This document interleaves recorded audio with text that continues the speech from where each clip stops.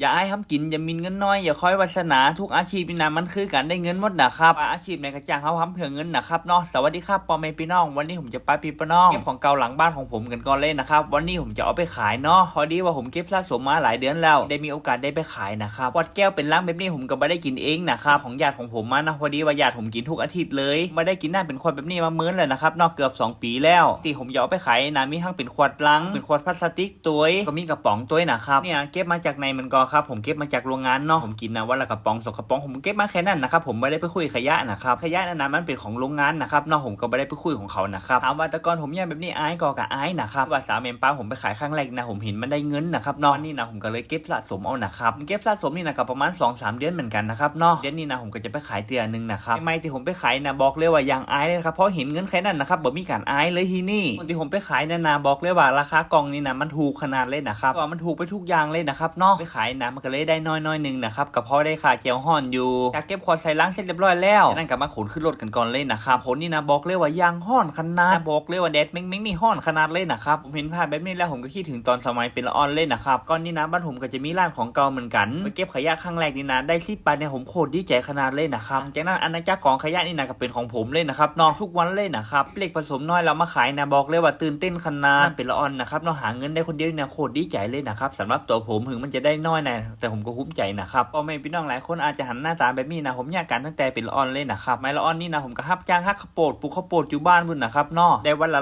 150-200นะดีใจขนาดเลยแล้วก็ผมรับจ้างปลูกข้าวโพดนี่นะวันละ150นะครับได้ตังวันละ150นี่นะดีใจขนาดเลยนะครับเนาะแหละครับผมหาเงินตั้งแต่เป็นละอ่อนนี่นะทุกวันนี้ผมก็เลยเคี่ยวเลี้ยงเงินเลี้ยงทองหลายๆอย่างด้วยนะครับเลี้ยงทองบ่ป้อนนะครับเลี้ยงความสะอาดต้องมีพร้อมนะครับตัวผมนี่นะผมไม่ได้ย่องตัวเก่าเลยนะครับผมนี่นะมันต้องสะอาดนะครับเนาะใครๆมันอยู่กับผมนี่นะต้องสะอาดตัวไม่ว่าสาวเมมแผ่นตั้งนะยิ้มขนาดเลยนะครับดีใจขนาดเลยได้ขายแจวฮ้อนอยู่นะครับวันนี้จากรับทรัพย์เรียบร้อยแล้วเขาไปละลายพฤติกรรมในการกินกันก่อนเลยนะครับเนาะก็ต้องใจเหมือนกันครับเนาะ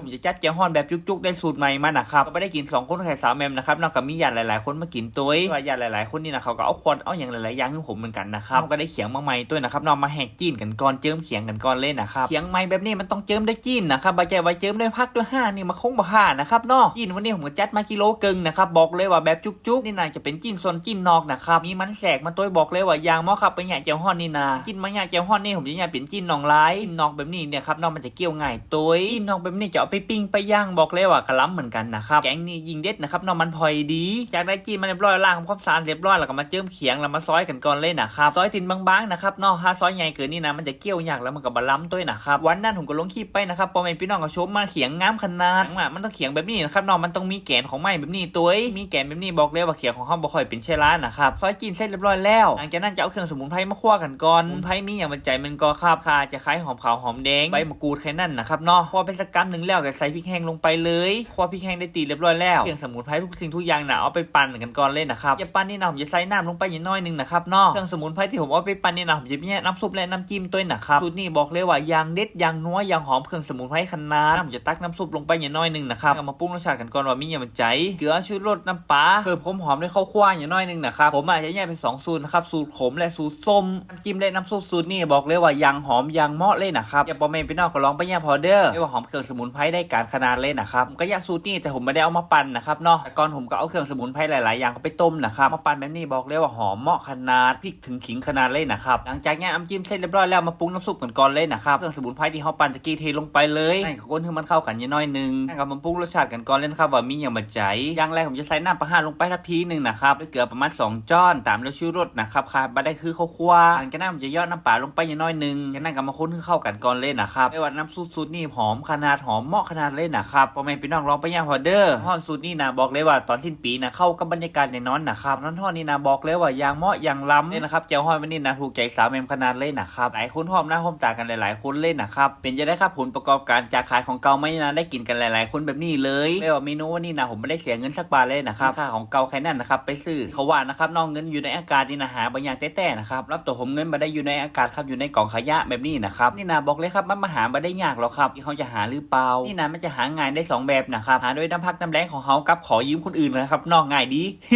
วันนี้ก็กินหอมหน้าหอมตากับญาติของผมหลายๆคนนะครับนี่หลานของผม2 คนนะครับหลายๆคนอาจจะจำไม่ได้ครับใหญ่หมดแล้วคนใหญ่นั่นนะบอกเลยว่าไอ้กล้องเล่นนะครับตอนนี้ปีสู้น้องเลยนะครับเก็บตัวอยู่คนเดียวเป็นวัยรุ่นแล้วครับหลานของผมนี่นะเสื้อสีดำๆผอมๆมันก็เป็นน้องสาวผมนะครับเนาะ